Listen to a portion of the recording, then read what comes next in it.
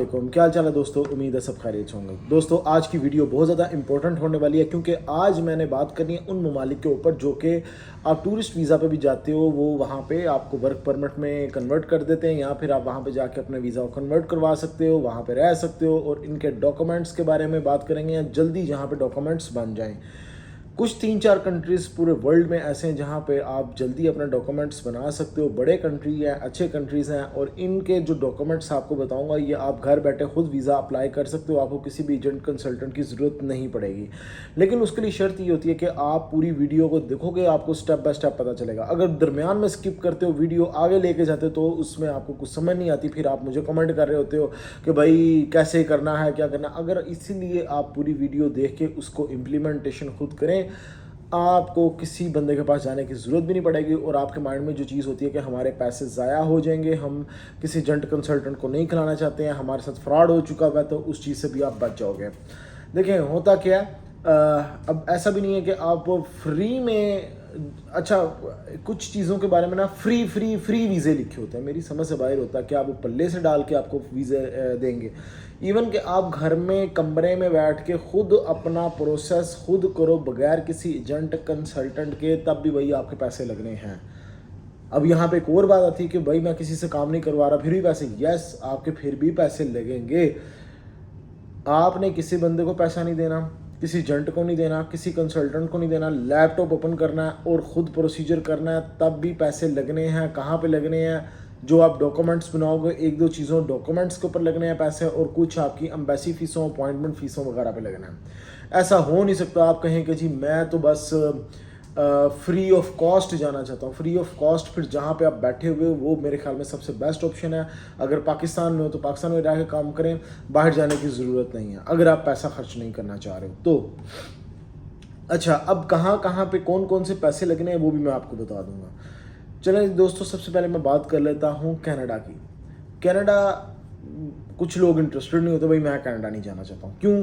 कि जी मेरे दोस्त वहाँ पे नहीं रहते हैं, वहाँ पे डॉक्यूमेंट्स नहीं बनते। तो मैंने अपनी जो वीडियो है सबसे पहला नाम ही कनाडा का लिया है। उसकी रीज़न ये है कि सबसे आसानी से जल्दी डॉक्यूमेंट्स जिस कंट्री में बनते हैं नंबर 1 है जी कनाडा, जहाँ पे आप आसानी डॉक्यूमेंट्स अपने बना सकते हो। एक होता है कि जी केस अप्रूव्ड होना, फिर पासपोर्ट मिलना, तो सारी चीज़ें, तो इन सारी चीज़ों को ओवरऑल देखते हुए जो हिट लिस्ट में नंबर 1 पे कंट्री है वो कनाडा। लोगों के माइंड में पुर्तगाल और दूसरे भी कंट्रीज़ हैं, इनके बारे में बताता हूँ लेकिन इनकी बारी पे।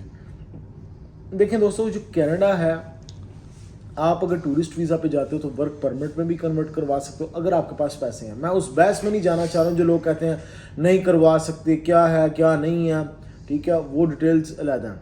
मैंने बस नाम ले लिया कि यहाँ पे करवा सकते हो कन्वर्ट, जल्दी डॉक्यूमेंट बनते हैं, पासपोर्ट जल्दी मिल जाता है, PR जल्दी मिल जाती है, हर चीज़ जल्दी मिल जाती है कनाडा में। तो अब कनाडा के डॉक्यूमेंट्स के बारे में बात करते चलें जी। कनाडा के जो डॉक्यूमेंट्स होते हैं सिंपल से डॉक्यूमेंट्स हैं। मैंने जैसे लास्ट वीडियो में बताया, अभी भी मैं बता देता हूँ। आपने सबसे पहले IRCC गूगल पे लिखे, IRCC पोर्टल ओपन करना है, साइन अप करना है, फिर साइन इन करना है और फॉर्म फिलिंग शुरू करनी है। ऑनलाइन फॉर्म होता है वो, उसमें आपके पेरेंट्स डिटेल, आपके work detail, home detail, educational detail, personal details, आपकी ट्रैवल हिस्ट्री अगर है तो वो लिख दें आप साथ में। एंड पे लास्ट पे आपने डॉक्यूमेंट्स अपलोड करने होते हैं। कौन से डॉक्यूमेंट्स जिसमें आप अपने passport, ID card, bank statement, बाकी कुछ भी एडिशनल डॉक्यूमेंट्स वगैरह जो आप समझते हो वो आप अपलोड करेंगे और फिर सबमिशन करनी है एंड पे।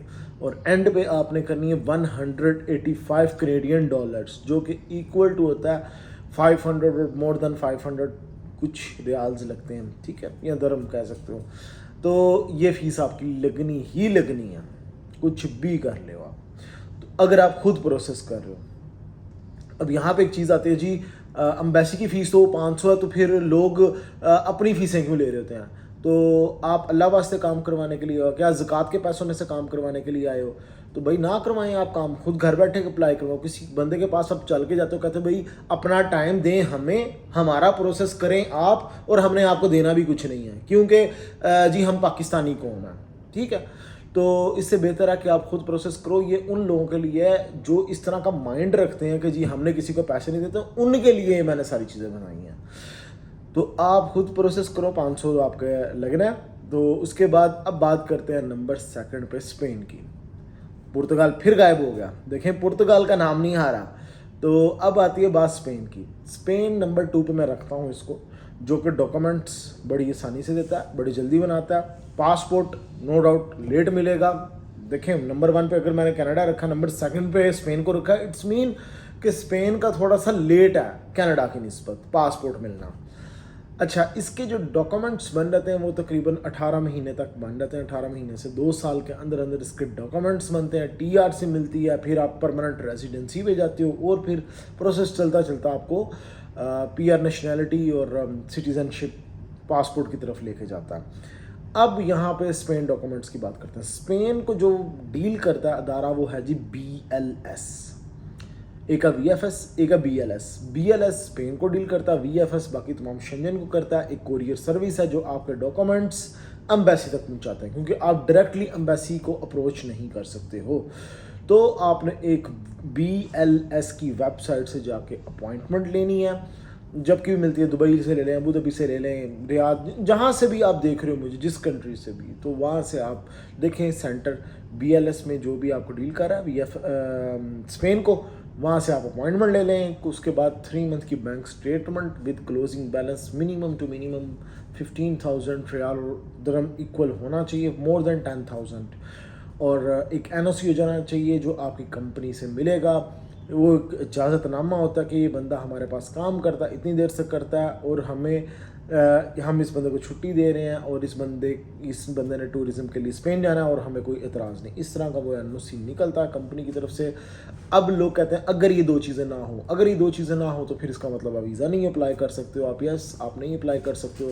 अब यहाँ पे 1-2 चीज़ें और हैं कि बैंक स्टेटमेंट होगी, NOC होगी, फिर आपने होटल बुकिंग करनी है। होटल बुकिंग agoda.com या booking.com से कर लो। आप 7 दिन का प्लान रखो, सिर्फ रिजर्वेशन करनी है, पैसे पे नहीं करने हैं। उसके बाद आपने फॉर्म फिलिंग शुरू करनी है, जो कि ऑफलाइन होता है, जिसमें आपने अपनी इन्फॉर्मेशन पुट करनी होती है, नाम, पता, एड्रेस, फिर जो आपने होटल बुकिंग किया उस होटल का नाम, उसका होटल का address, email ID, phone number उस होटल का, वो सारी आपने डिटेल्स डालनी है। और इसी तरह फॉर्म फिल करते हुए एट द एंड सिग्नेचर अपने कर देने हैं। होटल बुकिंग भी होगी, फिर आपने फॉर्म फिलिंग भी कर ली और अपॉइंटमेंट भी ले ली। ये 3 चीज़ें आपने कर ली। बैंक स्टेटमेंट भी बना ली और NOC बना ली, 5 चीज़ें होगी। आपने करनी है जी अब एक फ़्लाइट रिजर्वेशन। फ़्लाइट रिज़र्व करें, अब वो करनी आती है करें, नहीं आती किसी से रिज़र्व करवाएं। अब यहाँ पे फिर बात आ गई पैसों की। भाई जिस बंदे के पास आप जाओगे कि भाई मेरा ये काम कर दो, उस बंदे ने पैसे लेने हैं अपने। वो मैं ये नहीं कहता मुझसे, भाई मैंने ये प्रोसेस उन लोगों के लिए बताया जो पैसे नहीं खर्च करना चाहते हैं।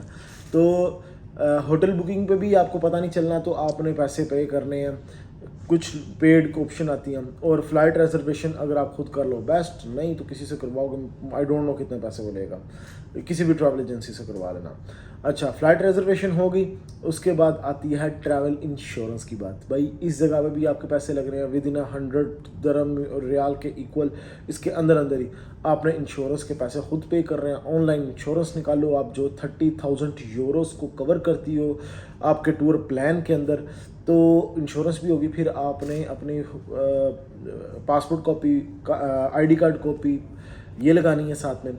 और अगर आपकी ट्रैवल हिस्ट्री है वो साथ में अटैच करें आप। और उसके बाद तस्वीरें 2 वाइट बैकग्राउंड शेंगन साइज़ ये आपने लेनी है। BLS जाना, वहाँ पे सबमिशन करवानी है। वहाँ पे आपके 350 रियाल और दरम लगेंगे एम्बेसी की फ़ीस, और अपॉइंटमेंट की फ़ीस नहीं होती। सम टाइम किसी जगह पे अपॉइंटमेंट की फ़ीस ले लेते हैं, तो ये चीज़ आपने ख्याल करनी है। तो अब ये 2 कंट्रीज़ मैंने आपको बताया जो टॉप ऑफ द लिस्ट रहे, जहाँ पे अपने वीज़ा को आप कन्वर्ट करवा सकते हो। अब आती है बात कहाँ पे और हो सकता है। देखें और बहुत सारे कंट्री लाइक ब्राज़ील, ये पहले 2 बड़े नाम लिए, अब मैं ब्राज़ील की बात करता चलूँ। ब्राज़ील जाएं, ब्राज़ील में आप कन्वर्ट करवा सकते हो। इसी तरह चिली में आप कन्वर्ट करवा सकते हो।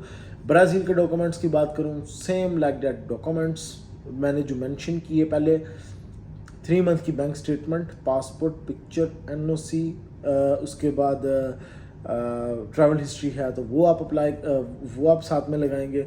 सबसे पहले आपने इसकी अपॉइंटमेंट लेनी है। अपॉइंटमेंट डायरेक्ट एम्बेसी से होगी और पहले आप फॉर्म फिल करोगे, सारे डॉक्यूमेंट्स बनाओगे, अपलोड करोगे, एम्बेसी को भेजोगे, फिर वहाँ से अप्रूवल एक आती है, फिर आपको अपॉइंटमेंट मिलती है। और अपॉइंटमेंट वाले दिन, ये मैं शॉर्टकट में एक आपको तरीका बता रहा हूँ, ये सारे डॉक्यूमेंट्स अपलोड करने के बाद हाँ इसकी एक फ़ीस है जी 350 दिरहम और रियाल, इसके इक्वल एम्बेसी की होती है। अपने माइंड में 400 तक लेकर चलो।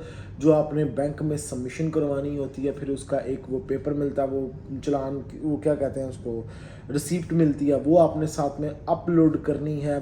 तो ये फिर आपने अपलोड करने के बाद एम्बेसी से अपॉइंटमेंट लेनी है। अपॉइंटमेंट वाले दिन ये जो जितने भी डॉक्यूमेंट्स हैं ये आपने फ्रेश वो ले जाने, या फिर उन्हीं डॉक्यूमेंट्स को ले जाएं, बैंक स्टेटमेंट नहीं निकाल के लेके जाएं।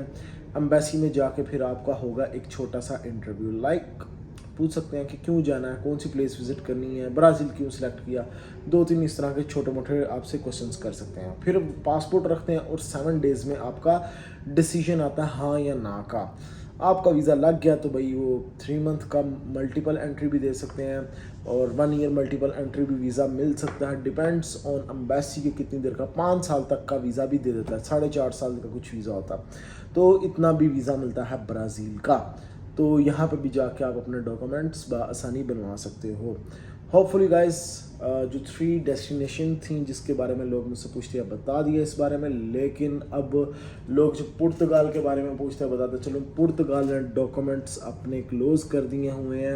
लास्ट 1.5 ईयर हो गया हुआ, I think so, more than 1 year.